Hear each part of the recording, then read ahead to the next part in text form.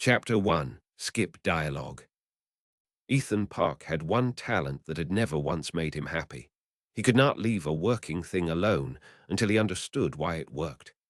It had cost him friends, sleep, and for the last 3 days, an inverter that would not stop lying to him. He was, by now, taking it personally. He sat hunched over his bench at Hessian Dynamics, probes in both hands, watching a waveform on the oscilloscope that should have been a clean sine, and was instead doing something obscene around the zero crossing. Everyone else on the 4th floor had gone home. The cleaning robot had already made 2 passes behind his chair, politely, the way it did when its map said a human was overstaying. "You're switching early," he murmured to the circuit. "Why are you switching early?" The circuit declined to answer. Circuits always did, right up until the moment you asked the question correctly, and then they confessed everything at once. That was the thing nobody outside the profession understood about engineering. It wasn't building. It was interrogation. He found it at 9:41 p.m.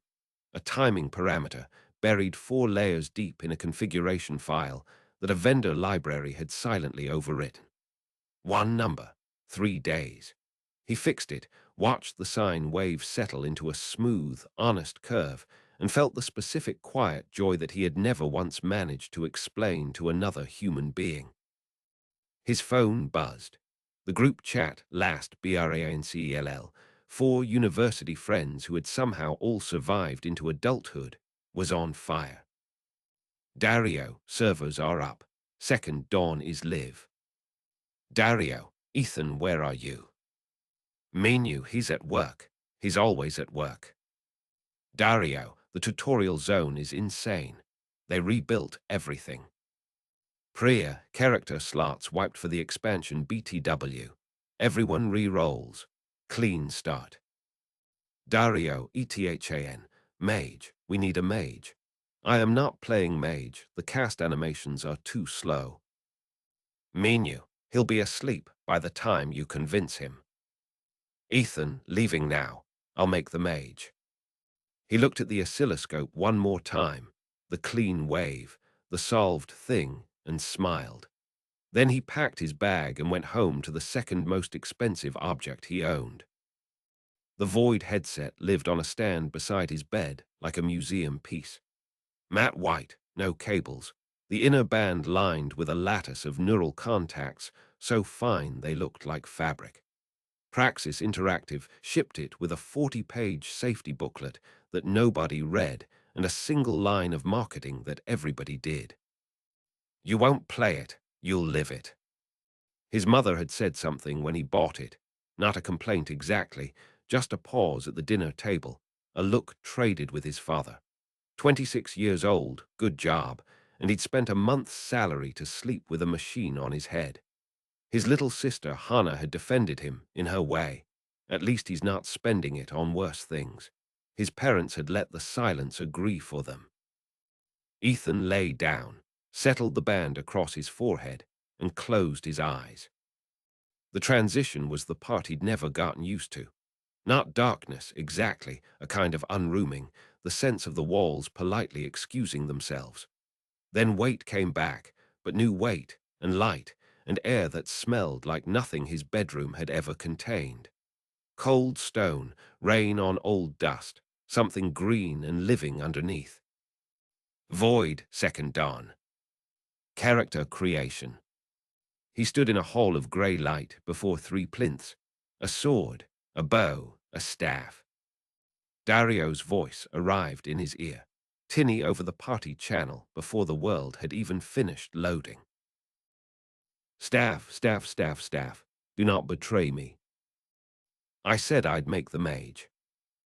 You said that about the healer in Elders of Ruin, and then you showed up as a blacksmith. The blacksmith was mathematically superior, and you know it." He walked to the staff.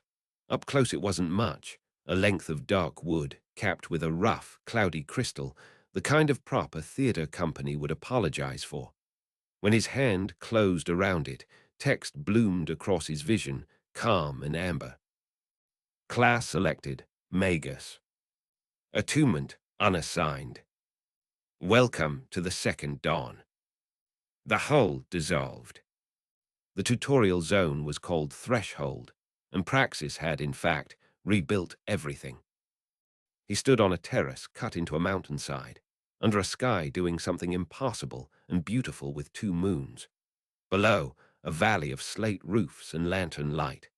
Around him, dozens of other new characters were popping into existence, swordsmen swinging at air to test the weight of their arms, archers immediately shooting at each other, a gnome-sized man sprinting off the terrace edge to see if fall damage was on. It was. His scream Doppler shifted all the way down. And at the terrace's center, on a stone bench beside a brazier, sat an old man. He didn't glow. He had no exclamation mark over his head. Void didn't do that anymore. Second Dawn's whole marketing push was a world that doesn't know it's a game. The old man wore a scholar's layered robes, grey going white at the hem, and his beard had the specific disorder of a man who trimmed it himself, without a mirror, while thinking about something else. A brass instrument hung at his belt, rings inside rings, like an astrolabe that had gotten ambitious. Above him, only when Ethan focused directly, a name resolved in thin, polite letters. Master Aldrich, Threshold Instructor. A queue of mage-class players was forming in front of him. Well, queue was generous. They approached one at a time, and Ethan watched what happened with each. The old man would begin speaking. A panel of dialogue would open, dense with text, and the player would hammer the glowing rune at the bottom, skip 3, 4, 5 times, like knocking on a door, until the panel surrendered and dispensed what they actually wanted. Spell learned, Imberflick. Then a little tongue of flame would curl off their fingers. They'd whoop, and off they went down the mountain stairs to set fire to their first boar. Next player, same lecture begun again from the first word with infinite, uncomplaining patience. Same hammering on the skip rune, same flame. Next. Ethan. Dario in his ear. We're doing the boar thing. Grab your fire spell and come down. The respawn competition is brutal. Everyone's farming the same 6 pigs. Coming, Ethan said, and got in line. When his turn arrived, the old man looked up at him. The eyes were the first thing that felt expensive, not the flat, tracking gaze NPCs used to have, but something that performed attention, that landed on his face and stayed there with weight. A magus, Aldrich said. His voice was low and unhurried, a voice with nowhere better to be. Sit if you like, most don't. Ethan, who had been about to remain standing, sat. I am required, the old man said, with the faintest dryness on the word required. To teach you a cantrip before you leave this terrace. It will take 4 seconds. The guild's method is very efficient. He turned one hand palm up. But the lesson that goes with the cantrip takes somewhat longer, and I am told repeatedly that no one has the time. So, which would you like, the 4 seconds or the lesson? A dialogue panel unfolded across Ethan's vision. He could see the mass of text waiting in it, paragraphs deep. At the bottom, the skip rune pulsed gently, warm and inviting, engineered by some UX designer at Praxis to be exactly where a thumb would want it. Behind him, someone in the queue groaned. Dude, skip. The boars are getting farmed. Ethan looked at the wall of text. Here is the thing that his friends never understood, that his manager never understood, that made him 3 days late on inverters and mathematically superior at blacksmithing. Ethan Park could not stand being handed a result without the reasoning. It physically itched. A working system whose workings were hidden from him wasn't a convenience. It was a locked box sitting on his chest. And some writer at Praxis had spent weeks on this text that the entire player base was deleting unread. The lesson, Ethan said. The old man went still for a heartbeat. So brief Ethan would later wonder whether he'd imagined it, the way you wonder about a single dropped frame. Well, said Master Aldrich. Then let us begin properly. Tell me what magic is. The old man said. Ah. Ethan glanced at the queue behind him, which was already routing around them to a second instructor NPC further down the terrace, the way water roots around a stone. Fireballs, lightning, making things float. Those are results of magic. I asked what it is. Aldrich picked up a pebble from beside the bench and set it on his palm. What is this? A rock. Closer than you think. Go closer. Minerals, crystals of them. Closer. Molecules, atoms. Closer still. Ethan hesitated. Protons, neutrons, electrons, and those break down into quarks, gluons. He stopped, hearing himself. He was reciting a physics syllabus to a fantasy wizard on a mountain inside a video game. Dario would never let him live this down. But the old man was nodding slowly, as if a student had finally, after long years, said something worth chalk. The world, Aldrich said, is a crowd of things so small that smallness itself gives up before reaching them. Everything you will ever see, burn, freeze, shatter, or love is that crowd and nothing else. Stone is the crowd standing still. Fire is the crowd in a fury. Lightning is the crowd deciding all at once to be somewhere else. He closed his hand around the pebble. Magic, boy, is the art of persuading the crowd. The dialogue panel had stopped being a panel somewhere along the way. It was just the old man's voice now, and the brazier crackling, and the two moons. Every magus on this terrace tonight will leave believing they cast spells. Aldrich went on. What they actually do is press a seal, a finished argument written by someone else, stamped onto the world. The world honors the seal. It is efficient, it is reliable, and the magus who uses it understands his own power the way a pigeon understands an aqueduct. He opened his hand. The pebble was gone. Sleight of hand or something else. There is another way. It is slow. It is miserable. Almost no one in the history of the art has had the temperament for it. You take no seal. You learn what the crowd is doing and why, and you make the argument yourself from the first word. And the difference? Ethan asked. In outcome, if both methods throw the same fireball. The old man smiled for the first time, and it changed his whole face, the way dawn changes a coastline. The seal-bearer owns a fireball. He said, the one who understands owns fire. Ask me what that difference is worth when you are older. He rose, joints performing a creak that some sound designer had lovingly recorded from a real old man. Enough philosophy. You owe the guild a cantrip, and I am required to provide it. Hold out your hand. You may take the seal and be on the stairs in 4 seconds with my genuine blessing. The boars, I hear, are competitive tonight. Or you may try the first word of the argument. Here it is. He leaned closer. Everything is jostling. He said. Even the still stone, its crowd trembles in place always. Warmth is that trembling. There is no other warmth in all the world. To make heat, you do not summon it from elsewhere. You reach into the crowd, and you convince it to jostle harder. He straightened. Amber light rose at the edge of Ethan's vision.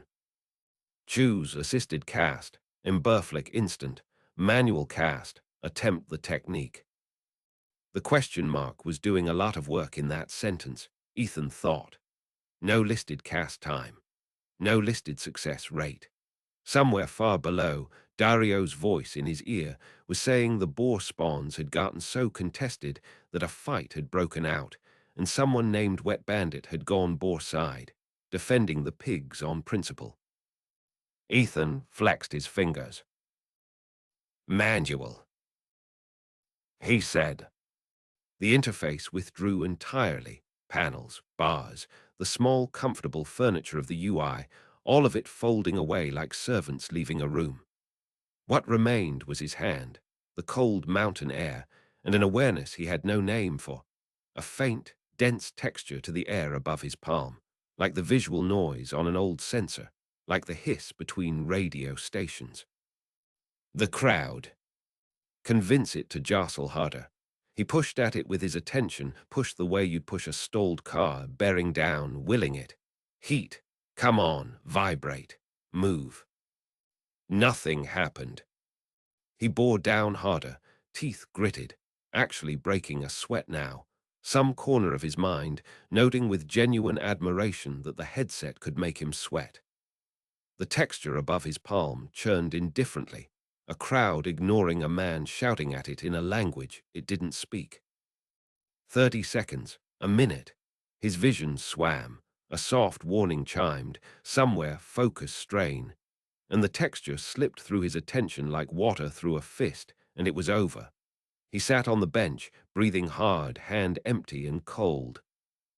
From down the terrace, laughter, not even at him. Just the ambient joy of people with fire in their hands who had never once asked where it came from. I failed, Ethan said. You did. Aldrich agreed, pleasantly. Thoroughly, you shouted at the crowd. Crowds despise being shouted at. He settled back onto the bench, folding his hands, and considered Ethan with those heavy, attentive eyes. 61 seconds before your focus broke. Is that bad? It is not anything. It is a first attempt. The old man's gaze drifted toward the second instructor down the terrace, where a fresh mage was hammering the skip rune with the flat of his hand, and something old and patient and unreadable crossed his face. You may take the seal now, of course. Most who try the long way once take the seal after. There is no shame recorded anywhere in it. Ethan looked at his own palm. The itch was back, the locked box itch, 3 days of inverter itch, worse than he'd ever felt it, because this time the box had looked back at him. There had been something there, a texture, a crowd, a system, one layer down from the buttons, and he had touched its surface, and it had rules he didn't know yet. No, he said. I'll learn the argument. What was I doing wrong? And the old man, who had delivered the same skipped lecture some thousands of times tonight, to some thousands of mages, now happily incinerating boars in the valley below, did the thing Ethan would remember for the rest of the story, long after he understood who he'd been talking to and what it meant. He answered a question with a question. You commanded heat to exist. Aldrich said. Tell me, engineer, in that other world of yours, when you want a thing to move, do you shout at it? Ethan opened his mouth to answer and stopped. Engineer. He hadn't told the old man that. He decided, the way you decide not to look down while climbing, that it must have been in his profile somewhere, some integration, some data field. He decided this very firmly. Then he leaned forward, because the question was better than his unease. No, he said slowly. You never shout. You find what the thing already wants to do, and you build it a path. The brazier crackled. High above them, the 2 moons stood in a sky that was, if you asked anyone on that mountain, nothing but very good graphics. Then tomorrow, said Master Aldrich. We begin with paths.